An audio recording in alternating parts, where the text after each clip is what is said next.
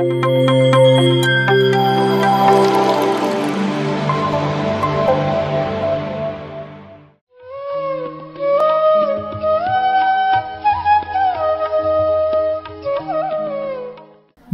Practical ಆಗಿ ಹೆಂಗಿರಬೇಕು ಅನ್ನೋ ಸೂಚನೆ.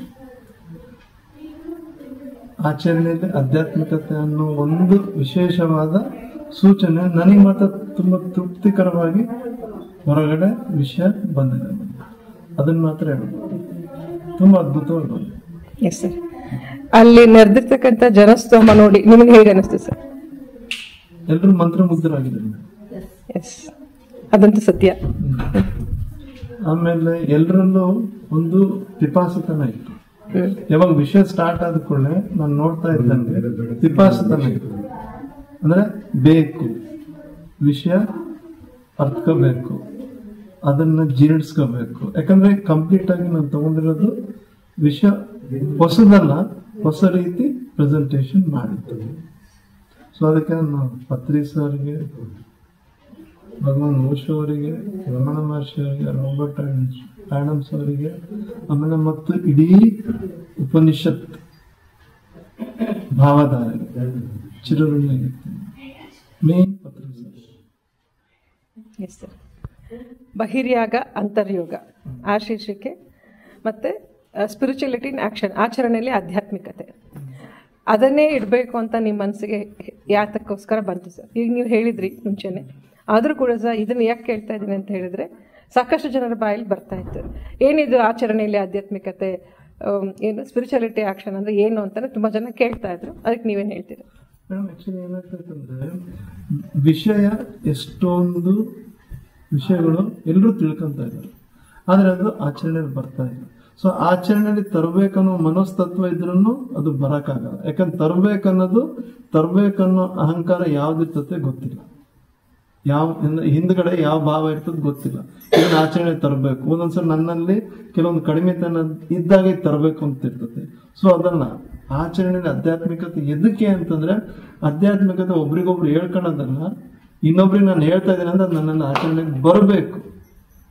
ಸೊ ಅದಕ್ಕೋಸ್ಕರ ಆಚರಣೆಯಲ್ಲಿ ಆಧ್ಯಾತ್ಮಿಕತೆ ಅಂದ್ರೆ, ಆಧ್ಯಾತ್ಮಿಕತೆ ಎದಕ್ಕೆ ನಾನು ಹಿನ್ನೆಲೆ ಕೊಟ್ಟಿವಿ ಅಂತಂದ್ರೆ ಸ್ಪಿರಿಚುಯಾಲಿಟಿ ಇನ್ ಆಕ್ಷನ್ ಅಂತ.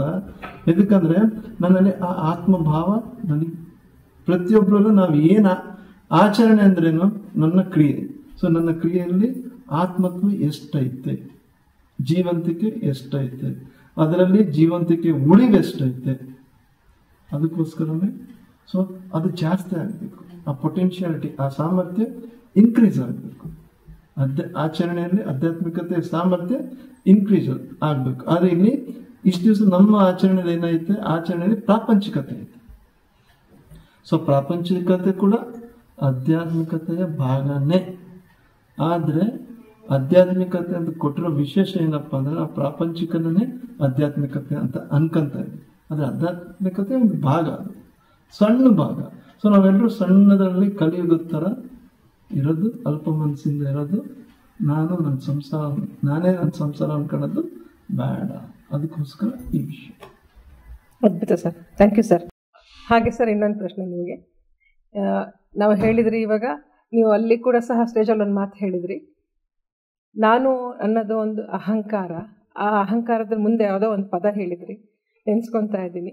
ಅದು ಈ ಆಚರಣೆಯಲ್ಲಿ ಮತ್ತೆ ಒತ್ತಿ ಹೇಳಿದ್ ನೀವು ಎಲ್ಲರೂ ಪ್ರಾಯೋಗಿಕವಾಗಿ ಇರಬೇಕು, ಪ್ರಾಯೋಗಿಕವಾಗಿ ನಾನು ಹೇಳಿದ್ದು ನಂಬಬೇಡಿ, ನೀವು ಕೂಡ ಸಹ ಪ್ರಯೋಗ ಮಾಡಿ ಅಂತ ಹೇಳಿದ್ರಿ. ನಿಮಗೆ ಯಾಕೆ ಅದನ್ನು ಹೇಳಬೇಕು ಅಂತ ಅನ್ನಿಸ್ತು ಸರ್? ಯಾಕಂದ್ರೆ ಸಾಕಷ್ಟು ನಾವು ತರಗತಿಗಳನ್ನೆಲ್ಲ ನೋಡ್ತೀವಿ, ಪತ್ರಿ ಸರ್ ಹೇಳಿರೋದು ಕೇಳ್ತೀವಿ. ಪತ್ರಿ ಸರ್ ಆಕ್ಚುಲಿ ಅವರೆಲ್ಲವನ್ನು ಪ್ರಯೋಗ ಮಾಡಿ ನಮಗೆ ತಂದು ಕೊಟ್ಟಿದ್ದಾರೆ. ಅದನ್ನ ಅರ್ಥಕೊಂಡ್ಮೇಲೂ ಮತ್ತೆ ಯಾಕೆ ನೀವು ಅದನ್ನೇ ಒತ್ತಿ ಹೇಳ್ತಾ ಇದ್ರಿ ಸರ್? ಪ್ರಾಯೋಗಿಕವಾಗಿ ಇದಕ್ಕಿರಬೇಕು. ಪ್ರಯೋಗ ಅಂತ ನಿರಂತರವಾಗಿ ಜೋಡಣೆ ಮಾಡೋದು. ಸೊ ನಾನು ಏನ್ ಹೇಳಿದೆ, ಆಕ್ಚುಲಿ ಅಸ್ವೀಕೃತ ಭಾವ ಬಂತು ಅಂದ್ರೆ ಅಹಂಕಾರ ಬಂದ್ರೆ, ಸೊ ಅಲ್ಲಿ ನನ್ನಲ್ಲಿ ಯಾವುದೋ ಒಂದು ಇದು ಬೇಡ ಅಂತ ಅನಿಸ್ತೈತೆ. ಈಗ ಎರಡೂ ಮನಸ್ತತ್ವ ಐತೆ, ಸೈಲೆಂಟ್ ಆಗಿ ಕೂತ್ಕೊಂಡ್ರೆ ಮೆಡಿಟೇಷನ್ ಅಂತ ಬೇಡ. ಸೊ ಮೆಡಿಟೇಷನ್ ನಿರಂತರವಾಗಿರ್ಲಿ, ಎಲ್ಲ ಗಲಭೆಯಲ್ಲೂ ಕೂಡ ಧ್ಯಾನ ಬರಲಿ. ನಾನು ಎದಕ್ಕೆ ಪ್ರಾಯೋಗಿಕವಾಗಿ ಮಾಡಿದ್ರೆ, ಯಾವಾಗ ನಾವು ಪ್ರಯೋಗ ಮಾಡಿದಾಗ ನನ್ನಲ್ಲಿ ಏನ್ ಶುರುವಾಗ್ತದೆ, ನನ್ನಲ್ಲಿ ಫೇತ್ ಶ್ರದ್ಧೆ ಜಾಸ್ತಿ ಆಗ್ತದೆ.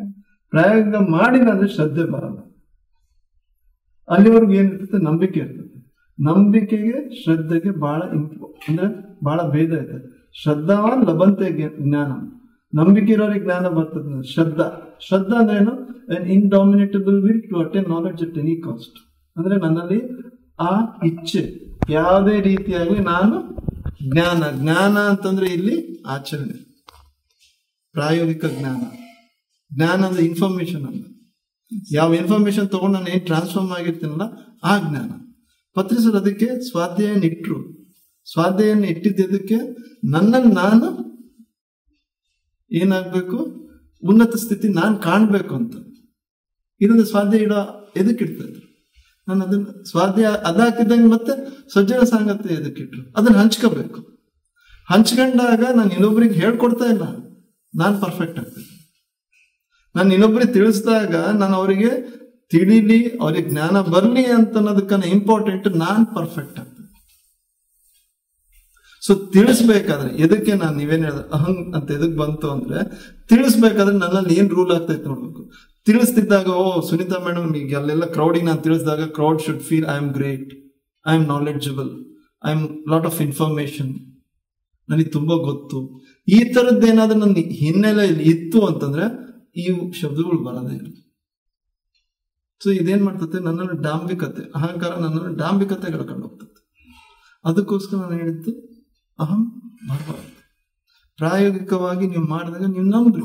ಸೊ ನಾನು ಅಲ್ಲಿ ಕೆಲವೊಂದು ಕ್ರಿಯೆನ ಮಾಡಿಸಿದಾಗ ಅದನ್ನ ಮಾಡಿದ್ರು ಧ್ಯಾನ ಆಳತೆಯಲ್ಲಿ ಸೆಳೀತು. ಸೊ ಅದು ಅವ್ರ ಪ್ರಯೋಗ. ಸೊ ಅವಾಗ ಅದನ್ನ ಅವರು ನಂಬ್ತಾರೆ. ನಂಬಿದ ಕೂಡಲೇ ಶ್ರದ್ಧೆ ಜಾಸ್ತಿ ಆಗ್ತದೆ. ಪ್ರಯೋಗ ಮಾಡಿದ್ದಾರೆ, ದಿಸ್ ಇಸ್ ಮೈ. ಇಲ್ಲಾಂದ್ರೆ ಅಲ್ಲಿವರೆಗೂ ಏನು ಇರಬಹುದು. ಹಾಗೆ ಇನ್ನೊಂದು ಕೇಳಲೇಬೇಕು, ನನಗೆ ಕ್ಲಾರಿಟಿ ಸಿಕ್ಕಿದೆ, ಆದರೆ ನೋಡೋಂಥ ವೀಕ್ಷಕರಿಗೋಸ್ಕರ ಈ ಕ್ಲಾರಿಟಿ ಕೇಳ್ತಾ ಇರೋದು ಏನಂತ ಹೇಳಿದ್ರೆ, ಪತ್ರಿಜರು ಹೇಳಿದ್ರೆ ಧ್ಯಾನ, ಸ್ವಾಧ್ಯಾಯ, ಸಜ್ಜನ ಸಾಂಗತ್ಯ ಅಂತ. ಬಟ್ ನೀವು ಅದನ್ನ ಧ್ಯಾನ ಪದ ಉಪಯೋಗಿಸಲ್ಲ. ಸತ್ಸಂಗ ಅಂದ್ರೆ ಬೇರೆ ಅಲ್ಲ. ನೀವು ಹೇಳ್ತಾ ಇದ್ರಿ ಸತ್ಸಂಗ, ಸ್ವಾಧ್ಯಾಯ, ಸಜ್ಜನ ಸಾಂಗತ್ಯ ಅಂತ ಹೇಳ್ತೀರಿ, ಧ್ಯಾನ ಅಲ್ಲ ಅಂತೇಳಿ. ಧ್ಯಾನಕ್ಕೂ ಸತ್ಸಂಗಕ್ಕೂ ಇರ್ತಕ್ಕಂಥ ಒಂದು ವ್ಯತ್ಯಾಸ ಅಥವಾ ಡೆಫಿನೇಷನ್ ಏನ್ ಹೇಳ್ತೀರಾ ಸರ್? ಮೇಡಮ್, ಸತ್ಸಂಗ ಅಂದ್ರೆ ಏನ್ ಗೊತ್ತಾ ಮೇಡಮ್? ಸತ್ಯದ ಜೊತೆ ಸಂಗ. ಧ್ಯಾನ ಅಂದ್ರೆ ಸತ್ಸಂಗ ಮೇಡಮ್. ಧ್ಯಾನ ಸತ್ಸಂಗದ ಭಾಗ. ಸೊ ಸತ್ಯದ ಜೊತೆ ಸಂಘ. ಸೊ ಸತ್ಯ ಯಾವುದು ಅಂತ ನಮಗೆ ಆಕ್ಚುಲಿ ಗೊತ್ತಿಲ್ಲ, ನಿಮಗೂ ಗೊತ್ತಿಲ್ಲ. ಆದ್ರೆ ಒಂದು ಪೀಠಿಕೆ ಏನಪ್ಪಾ ಅಂದ್ರೆ, ಸರ್ ನಮಗೆ ತಿಳಿಸ್ಕೊಟ್ಟಿದ್ದು, ಶ್ವಾಸ ಇದ್ರೆ ನಮಗೂ ಗೊತ್ತು, ಶ್ವಾಸ ಇಲ್ಲ ಅಂದ್ರೆ ನಾವಿಲ್ಲ, ಶ್ವಾಸ ಇದ್ರೆ ನಾನಿದ್ದೀನಿ. ಸೊ ಅದು ಸತ್ಯ, ಶ್ವಾಸನೇ ಸತ್ಯ. ಶ್ವಾಸ ಜೊತೆ ಸಂಘ, ಶ್ವಾಸಾನುಸಂಧಾನ ಅಂದ್ರೆ ಸತ್ಸಂಗ. ಸತ್ಯ ಯಾವುದು? ಸತ್ ಶ್ವಾಸ, ಸಂಘ ಅದ್ರ ಜೊತೆ ನಾನು ಹೋಗ್ತೇನೆ, ಅದಕ್ಕೆ ಸತ್ಸಂಗ. ಪತ್ರಿಸರು ಹೇಳಿದ್ದು ಕೂಡ ಅದೇ, ಸತ್ಸಂಗ, ಸ್ವಾಧ್ಯಾಯ, ಸಜ್ಜನ ಸಂಘ. ಸತ್ಸಂಗ ಅಂದ್ರೆ ನಾನು ಹೋಗಿ ಇನ್ನೊಬ್ಬರನ್ನ ಕೇಳೋದಲ್ಲ, ಅದು ಸಜ್ಜನ ಸಾಂಗತ್ಯದಲ್ಲಿ ಬರ್ತದೆ. ಆದ್ರೆ ಸತ್ಸಂಗ ಅಂದ್ರೆ ಇನ್ನೊಂದು ಮಹತ್ತರವಾದ ಅರ್ಥ ಏನಪ್ಪಾ ಅಂದ್ರೆ, ಸೆಕೆಂಡ್ ಲೆವೆಲ್, ನೆಕ್ಸ್ಟ್ ಲೆವೆಲ್ ಹೋಗ್ಬೇಕಂದ್ರೆ ಈಗ ಪತ್ರಿಸರ್ ಅಂತವ್ರ ಜೊತೆ ಇರೋದು ಕೂಡ ಸತ್ಸಂಗ. ಯಾಕಂದ್ರೆ ಅವ್ರ ಹತ್ರ ನಿರಂತರವಾಗಿ ಶಕ್ತಿಯ ಧಾರೆ ಬರ್ತಾನೆ ಇರ್ತದೆ. ಅವ್ರ ಜೊತೆ ಇರೋದು, ಅವ್ರ ಮಾತುಗಳು ಕೂಡ ಪ್ರತಿಯೊಂದು ಶಬ್ದ ಶಕ್ತಿ ಮುಖಾಂತರನೇ ಬರ್ತದೆ. ಪ್ರತಿಯೊಂದು ಶಬ್ದದಲ್ಲಿ ಶಕ್ತಿ ಜೊತೆಗೆ ಇರ್ತದೆ. ಸೊ ಅಂಥವ್ರ ಮಾತುಗಳು ಕೇಳೋದು ಕೂಡ ಸತ್ಸಂಗ. ಅಂದ್ರೆ ಆ ರೀತಿಯಾದ ಪ್ರವಚನಕಾರರದು ಪಾಂಡಿತ್ಯ ತೋರಿಸೋದು ಅಲ್ಲ. ಆದ್ರೆ ಯಾರ ಸಾಧನೆ ಮಾಡಿ ಒಂದು ಉನ್ನತ ಸ್ಥಿತಿಗೆ ಹೋಗಿ, ಅಂದ್ರೆ ಸತ್ಯಯುಗಕ್ಕೆ ಹೋಗಿ, ಮತ್ತೆ ನಮ್ಮಂತ ಯಾರು ಕಲಿಯುಗದ ಜೀವಿಸುವನ್ನ ಸತ್ಯಯುಗ ಕೇಳ್ಕೊಂಡು ಹೋಗೋಕೆ, ಅಲ್ಪ ಮನಸ್ಸಿನಲ್ಲಿರೋರಿಗೆ ಮಹೋನ್ನತವಾದ ಮನಸ್ಸು ಐತೆ ಅಂತ ತೋರ್ಸೋದಕ್ಕೆ ಅವ್ರು ಕೆಳಗಿಡಿತಾರೆ. ಸೊ ಅಂಥವ್ರ ವಾಕ್ಯ ಕೂಡ ನಮಗೆ ಒಂದು ಸತ್ಸಂಗ ಆಗ್ತವೆ. ಯಾಕಂದ್ರೆ ಅಂಥವ್ರ ವಾಕ್ಯ ನಮ್ಮಲ್ಲಿ ಒಂದು ಕ್ರಾಂತಿನ ಸೃಷ್ಟಿ ಮಾಡ್ತದೆ. ಇವತ್ತಿಲ್ಲ ಅಂದ್ರೂ ಇನ್ನೊಂದು ಜನ್ಮದಾಗಾದ್ರೂ ಆಗ್ಬೋದು. ಕಿಚ್ಚು. ಹಾಗೆ PMC ಬಗ್ಗೆ ಏನ್ ಹೇಳ್ತೀರಾ ಸರ್? PMC ಪತ್ರಿಸರ್ ಕೂಸು, ಕನಸಿನ ಕೂಸು. ಸೊ ನಾವ್ ಎಷ್ಟೇ ಎಲ್ಲ ನಾವು 1-to-1 ಮಾಡಿದ್ರು, ಏನ್ ಮಾಡಿದ್ರು, PMC ಮುಖಾಂತರ ಧ್ಯಾನಕ್ಕೆ ಧ್ಯಾನಸ್ಥರಾಗಿ ಧ್ಯಾನದ ಪರಿಚಯ ತುಂಬಾ ಅದ್ಭುತವಾಗೈತೆ. ಪ್ರತಿಯೊಬ್ಬ ಮಾಸ್ಟರ್ಸ್ ತಿಳಿಸೋದು ಇದೆ. ಅವರಿಗೆ ಅವ್ರದೇ ಆದ ಒಂದು ಸೀಮಿತ ಇದೆ. ಈಗ ನನಗೆ ನಂದೇ ಆದ ಒಂದು ಲಿಮಿಟ್ಸ್ ಇದೆ. ನಾನು ನಿರಂತರವಾಗಿ ಶಾಪ್ ಬಿಟ್ಟು ಬರೋಕ್ಕೂ ಆಗಲ್ಲ. ಇವತ್ತಿಲ್ಲಿ ಆಯೋಜನೆ ಮಾಡಿ, ತುಮಕೂರಲ್ಲಿ ಆಯೋಜನೆ ಮಾಡಿದ್ದು Mamata madam doctor Manjunath sir. So ಅಲ್ಲಿ ಅವರು ಕೂಡ ಬಿಟ್ಟು ಎಲ್ಲ ಕಡೆ ಬರೋಕ್ಕೂ ಆಗಲ್ಲ. ಸೊ ಎಲ್ರಿಗೂ ಅವ್ರದೇ ಆದ ಲಿಮಿಟ್ಸ್ ಇದಾವೆ.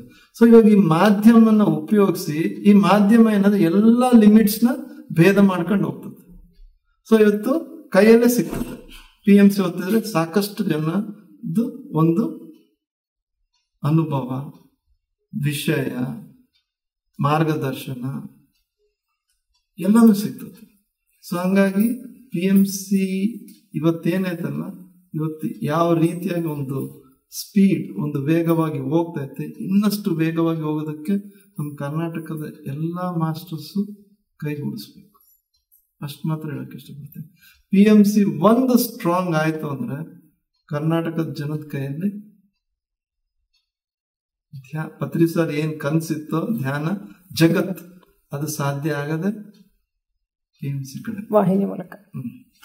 ಥ್ಯಾಂಕ್ ಯು ಸರ್, ತುಂಬ ಧನ್ಯವಾದಗಳು ತಮಗೆ. PMC ಕನ್ನಡ ಚಾನೆಲ್ ಅನ್ನು ಲೈಕ್ ಮಾಡಿ, ಶೇರ್ ಮಾಡಿ, ಸಬ್ಸ್ಕ್ರೈಬ್ ಮಾಡಿ ಮತ್ತು ಮಾಡಿಸಿ. ಎಲ್ಲರಿಗೂ ಧನ್ಯವಾದಗಳು.